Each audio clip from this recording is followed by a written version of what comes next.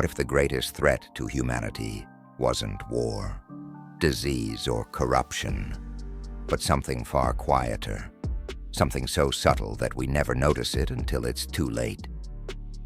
Imagine a force capable of transforming brilliant scientists into blind followers, loving parents into reckless decision-makers, and thoughtful teachers into advocates of dangerous ideas.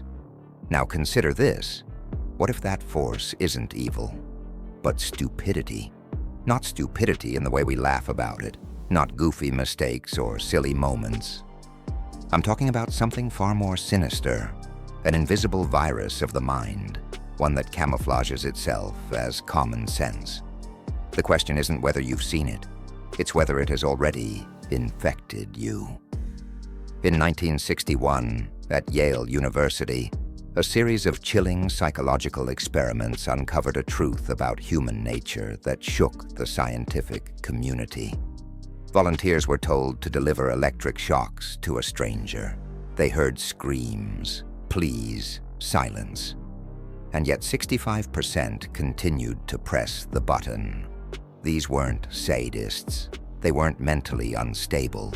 They were ordinary people who, under the pressure of authority, surrendered their moral compass. They didn't think, they obeyed. This terrifying compliance echoes through history, showing us how easily logic can be silenced by suggestion, how morality can be bent by pressure, and how intelligence alone does not protect against collapse. But this wasn't just an experiment, it was a mirror. And one man, Dietrich Bonhoeffer, saw the reflection years before. A German theologian and pastor, Bonhoeffer lived through the rise of the Nazi regime. He watched as doctors, scholars, and religious leaders, people once driven by compassion and reason, embraced policies that betrayed everything they stood for. These were not evil monsters. These were thoughtful, educated people. So what changed? Bonhoeffer called it stupidity, but not the kind you think. It was a sociological phenomenon, one that consumes the intellect of individuals as they dissolve into groups. A kind of moral fog that blurs the line between right and wrong. From his prison cell in 1943, awaiting execution for his role in a plot to kill Hitler, Bonhoeffer wrote, "Against stupidity, we are defenseless." He described how logic and argument are powerless against this force because it doesn't feel evil, it feels righteous. Evil, Bonhoeffer said, eventually reveals itself through its consequences. But stupidity, it believes it's doing good. And that's what makes it truly terrifying. It wears the mask of virtue. It's not just a failure of the mind, but of the soul. And the scariest part, it thrives not in ignorance, but in comfort, in complacency, in the illusion of certainty. Bonhoeffer noticed a disturbing pattern. Stupidity grows not when people lack knowledge, but when systems discourage thinking, when propaganda becomes easier to consume than the truth, when repeating slogans feels safer than asking questions, and when fear outweighs curiosity. This isn't just theory, it's happening today. Look around. How many people do you know who once questioned everything but now parrot opinions? They didn't even form themselves. How often do we see emotional reactions replacing rational thought? Our world is built to reward outrage over insight, certainty over nuance, and division over dialogue. This isn't just unfortunate, it's deliberate. Our economic systems, our politics, our media, they all profit from a population that reacts quickly and thinks slowly. Social media platforms, for instance, don't want you to reflect. They want you to engage. And the fastest way to get engagement is through outrage. A study by MIT showed that false information spreads 6 times faster than the truth on Twitter. Why? Because lies are often more emotionally satisfying. They offer simple answers to complex problems. They confirm our fears. They validate our anger. And in return, they earn clicks, shares, and ad revenue. This is how ignorance becomes an industry. But the most dangerous thing, we've learned to live with it. We've adapted. We've normalized intellectual shortcuts as survival strategies. When you're working multiple jobs, drowning in bills, and bombarded with information, critical thinking becomes a luxury. It's easier to scroll than to study, easier to follow than to analyze. And so, slowly, silently, we surrender. Not because we are dumb, but because it's exhausting to fight the tide. Economists call it rational ignorance, choosing not to know because knowing costs too much. But when enough people make that choice, society stops thinking. And when society stops thinking, it stops resisting. Psychologically, our brains are wired to protect our beliefs, not to challenge them.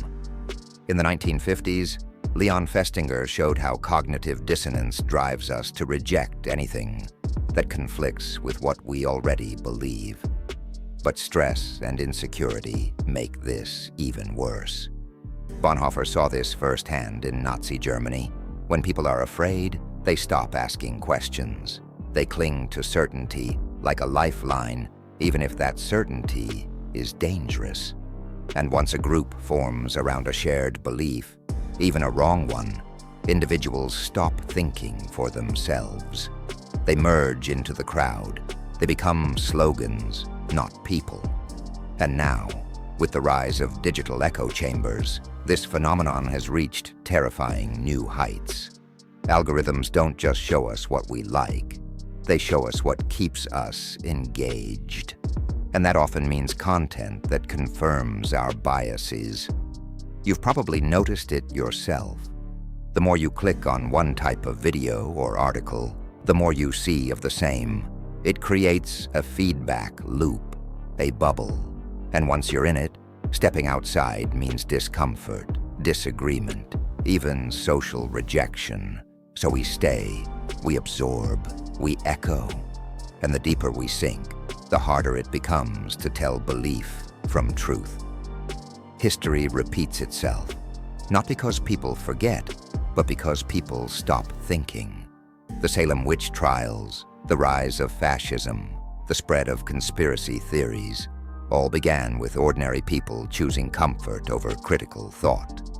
It starts small, a belief accepted without question, a claim shared without evidence, a silence kept to avoid conflict. And then it grows. It becomes a movement. And by the time someone dares to question it, it's already too late. The group is no longer asking, "Is this right?" but only, "Who is against us?" That's when reason dies, and ideology takes its place. Imagine waking up in a world where your thoughts aren't your own. Not because they were taken from you, but because you unknowingly gave them away. Every scroll, every click, every share is part of a trap disguised as convenience. But what if I told you this trap wasn't set by evil masterminds in secret rooms, but by systems you use every day?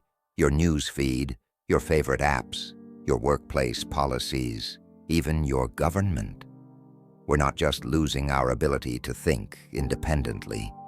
We're being conditioned to stop trying. And worst of all, most people don't even notice it happening. Take a step back and look at how information reaches you. News isn't about truth anymore. It's about engagement.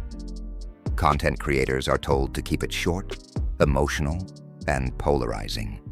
Social media doesn't reward accuracy. It rewards reaction. If a headline makes you angry, sad, or self-righteous, it gets pushed further. If it makes you reflect or hesitate, it disappears. Every time you engage with outrage, the system learns what buttons to press to keep you hooked. We're not consuming information anymore. We're being shaped by it. And over time, our critical thinking muscles grow weaker until they barely function at all. Dietrich Bonhoeffer saw this coming. From behind bars, he wrote about a kind of stupidity that wasn't about intelligence but about surrender. He said that when people become part of a group, especially a powerful one, they begin thinking with the group, not for themselves. They trade their conscience for comfort, their logic for loyalty. And when this happens, no amount of argument or evidence can reach them, because they're not reasoning anymore. They're repeating, they're reacting, they're trapped in what he called functional stupidity.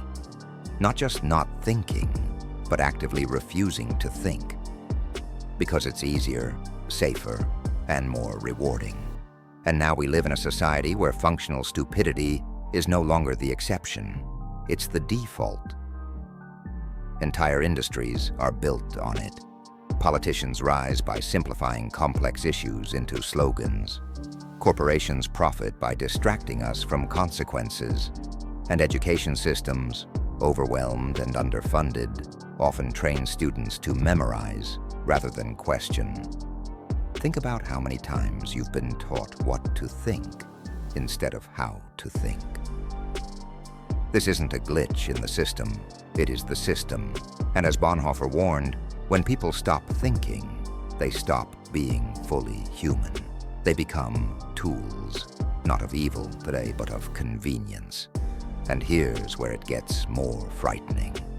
This isn't just social pressure anymore. It's technological manipulation. Algorithms now curate your world. They decide what you see, what you don't, and what gets buried under a mountain of noise. A 2018 MIT study found that false information spreads faster and farther on social media than the truth. Because falsehoods evoke stronger emotions. It's not just your thoughts being shaped. It's your feelings, your impulses, your values. Platforms don't want you informed. They want you addicted. And the most addictive content is often the most destructive. We are being emotionally engineered without even knowing it. Have you ever wondered why some people, doctors, engineers, scholars, start believing and sharing obvious misinformation? Why people who once valued science, reason, and facts now cling to conspiracy theories? It's not that they suddenly became ignorant. It's that they were overwhelmed. Their minds, like ours, are under siege. In moments of fear, uncertainty, or social isolation, people reach for simple answers. And when those answers are repeated by their peers, reinforced by their online communities, and never truly questioned, they become truth. Not because they're right, but because they're comfortable. And comfort, in times of chaos, is dangerously seductive. Bonhoeffer understood this long before algorithms existed. He wrote, "One virtually feels that one is dealing not at all with him as a person, but with slogans, catchwords, and the like that have taken possession of him." He saw it in Nazi Germany. We see it now in every echo chamber, in every online mob, in every comment thread where nuance is slaughtered by certainty. And the terrifying part? It's not just happening to them. It could be happening to you. The very belief that you're immune to this kind of manipulation makes you even more vulnerable. That's how it works. So how do we resist? Bonhoeffer believed resistance begins with costly grace. The decision to think for yourself, even when it's hard. Even when it isolates you, even when it hurts. And today, that resistance must be louder than ever. It means questioning headlines before sharing them. It means sitting with discomfort instead of escaping into rage. It means saying, "I don't know," instead of pretending you do. And most importantly, it means surrounding yourself with people who challenge your views, not just echo them. Because the moment you stop being questioned, you stop growing. And when you stop growing, you start surrendering. But personal resistance isn't enough. we also need structural change. What if platforms were forced to show you why a video or article is recommended to you? What if education was restructured to prioritize logic, empathy, and debate over memorization? What if media literacy was taught from elementary school? What if our economy wasn't built to exhaust us to the point where intellectual laziness becomes a necessity? These aren't fantasies, they're necessities, because the longer we wait, the more our systems learn how to keep us asleep, and the harder it becomes to wake up. You might be wondering, what can one person do against such massive forces? The answer might surprise you. Change doesn't begin in boardrooms or governments. It begins in conversations, in the courage to say, I disagree, or I want to understand, or even just, I'm not sure. Each act of honest thinking is a rebellion. Each refusal to share an unverified post, a small victory. Each time you listen instead of react, you pull one thread from the web of functional stupidity. It's not easy, it's not quick, but it's real, and it matters more than you think. And now, here's the question that should keep you up tonight. If intelligent people can fall into functional stupidity without even knowing it, how would you know if it's already happened to you? Let me ask you something uncomfortable. What if I told you that your brain, the very thing you rely on to think clearly, was never designed for truth? That it was built over millions of years not to reason, but to survive? That in a dangerous world, speed was more important than accuracy, and certainty more comforting than doubt?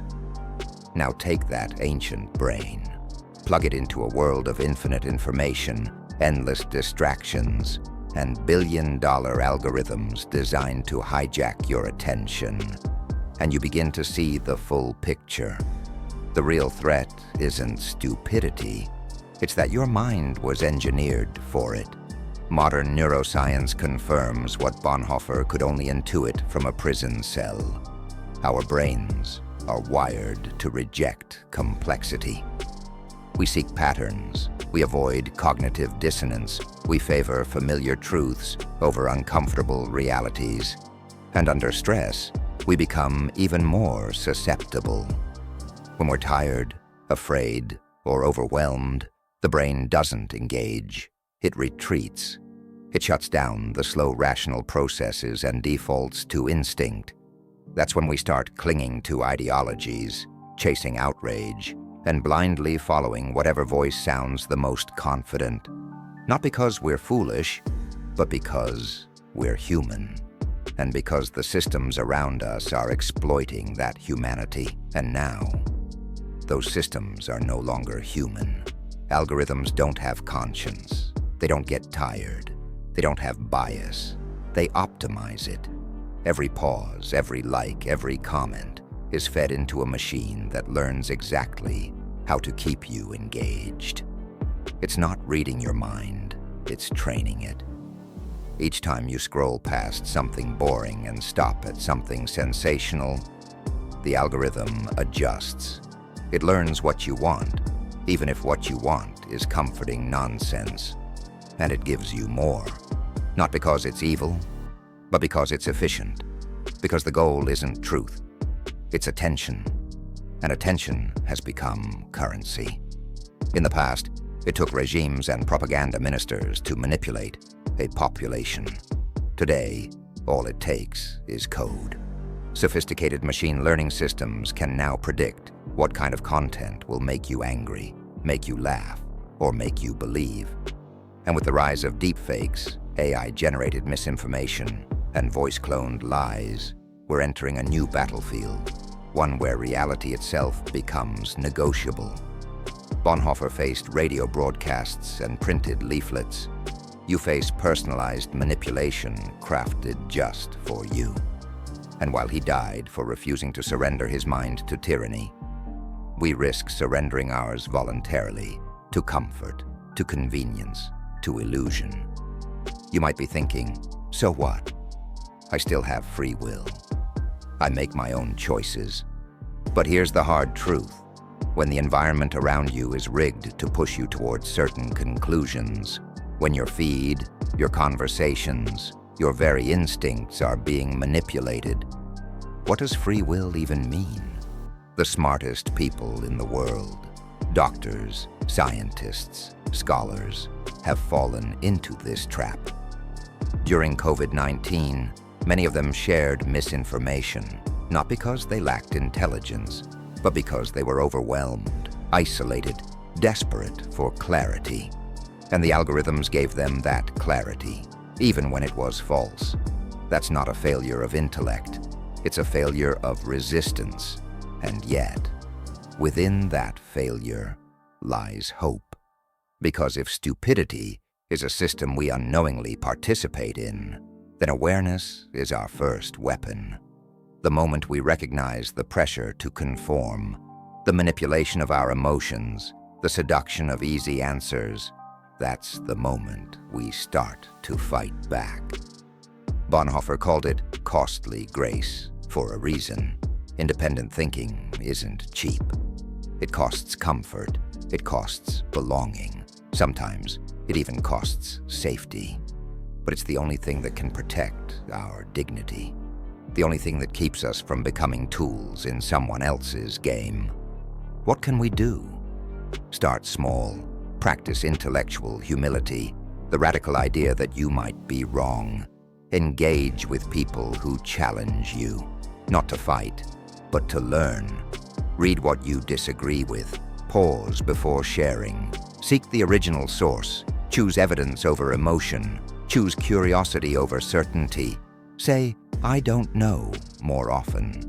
Not to seem weak, but to grow stronger. These are tiny, personal rebellions. But they matter. Because the more of us who choose this path, the more we begin to rebuild a world where truth still matters, and where thinking is still sacred. But we can't stop at individual effort. Our systems must change too. We must demand transparency from the platforms that shape our minds. Force social media companies to disclose how their algorithms work. Support education systems that teach critical thinking from the ground up. Not just for students, but for adults too. Invest in public media that values nuance over noise.